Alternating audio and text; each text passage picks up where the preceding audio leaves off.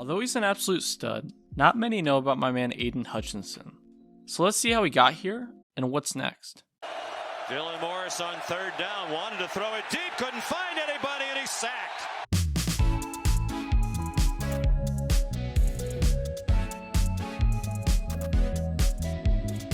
Out of Plymouth, Michigan, Aidan practically played every position possible as a high school football stud. Whether it was offensive line, tight end, defensive end, or even long snapper, he was the team's Swiss Army knife.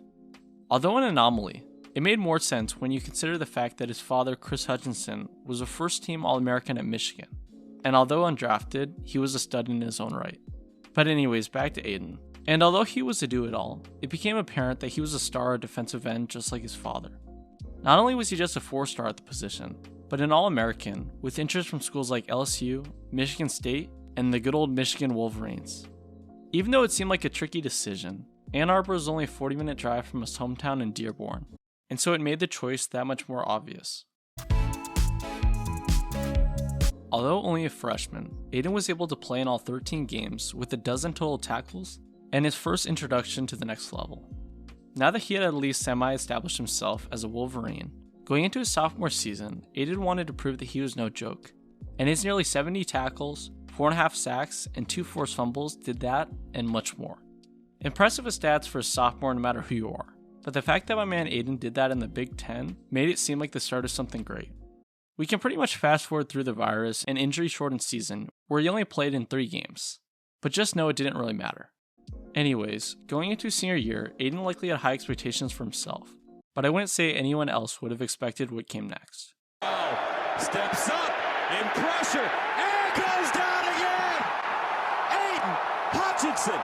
In what was by far his most well-rounded season as a Wolverine, Aidan had over 60 tackles, 14 sacks, and a few pass deflections to show the football world that he was here. Not only did they just take notice, but they gave him some dang kudos with nearly every defensive award possible. But even better than just his play on the football field was the fact that he was able to lead Michigan to not just a Big Ten title win, but the first college football playoff appearance in a hot second. Nonetheless, I think you get the point. He was effing good, and in my opinion, deserves all the praise he's going to get going into the draft. Considering that he is arguably one of, if not the biggest, literally and figuratively, defensive prospects going to the draft, it only makes sense that there would be a decent bit of hype surrounding my man. As the Draft Network would say, he is the prototype for what you want on defensive end, and so it only makes sense that he would be a commodity heading into a draft that is not all that crazy deep at the position. My man's motor and drive show that he is not just good, but since he loves what he does, he could potentially be a legend. When you add that desire to keep getting better to an athletic freak that has length, power, effort, and unique speed, then you find yourself with what many would consider an anomaly. Normally, players like Aidan are raw out of college, but if you watch his senior tape, it is extremely apparent that he knows how to play to the best of his ability, and that's pretty darn scary for anyone lining up against a stud. Not just that, but it also means that he could find his way into nearly any offensive scheme and make an impact from the get-go. Think of Aidan like Max Crosby, but in this case, he's already found his own before he has even played it down in the NFL. Now all this sounds great, but there's one thing that has NFL scouts in a jam. Aidan has the second shortest wingspan among edge rushers, and just like Kenny Pickett's hand size situation, it's just something for the media to take the stud down a peg any way possible. I have to agree with Aidan here when he says I'm not too worried about it, because the whole thing seems a bit ridiculous. No matter who you are, critics are going to try to find a way to poke a hole in any player's game, and that's just how it seems to work. But anyways, you and I both know that Aidan is a stud, and so I think it'll be interesting to see where he could end up.